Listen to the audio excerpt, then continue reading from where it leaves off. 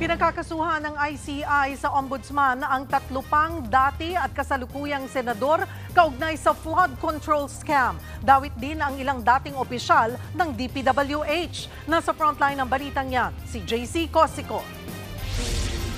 Una ng pinakakasuhan ng Independent Commission for Infrastructure sina Senator Jinggoy Estrada at Joel Villanueva. Ngayon, meron na namang mga senador na pakakasuhan. Kaugnay pa rin ng mga maanumalyang flood control projects. We will be filing at least cases against 3 sitting or former senators, at least 3 next week. Bagamat hindi muna pinangalanan ng ICI ang 3 dati o kasalukuyang senador, nauna nang nakaladkad sa kontrobersya ang pangalan nina Senator Cheese Escudero at Mark Villar at dating Senador Bong Revilla at Nancy Binay. Base sa dating DPWH Regional Director at sa DOJ Fact-Finding Report, nakasaad na may 300 million pesos na budget insertions para sa flood control project si Revilla. 37 million pesos na pondo ang konektado kay Binay, habang si Escudero naman ay aminadong mayroong kontraktor na donor sa kanyang kampanya noong eleksyon. Nauna nang itinanggi ng 3 ang mga paratang at giniit na pinupolitika sila.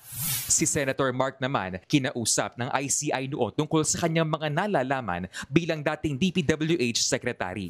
Kanina, isinumite ng ICI sa Ombudsman ang ika-5 nilang rekomendasyon ng mga dapat kasuhan. Graft, malversation at falsification ang dapat daw isampa laban kina dating DPWH engineers Henry Alcantara, Bryce Hernandez, Ernesto Galang, Jolo Tayaw, John Michael Ramos, Lemuel Roque.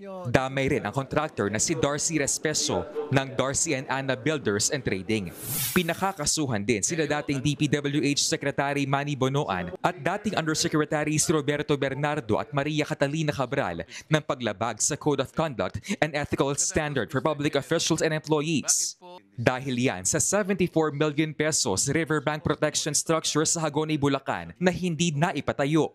It appears that several DPWH public officials who were grossly negligent, if not remiss, in the performance of the respective duties to ensure that the project was properly implemented and that government funds were lawfully and prudently disbursed. Kanina, ininspeksyon din ng ICI ang mga flood control projects sa Ilocos Norte.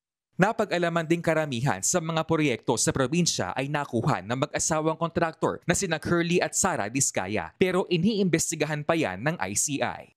Nagbabalita mula sa Frontline, JC Cosico, News 5. Mga kapatid, Cheryl Cosing po. Maging maalam at may pakialam sa mga napapanahong issue at headlines. Mag-follow at mag-subscribe na sa social media pages ng News 5.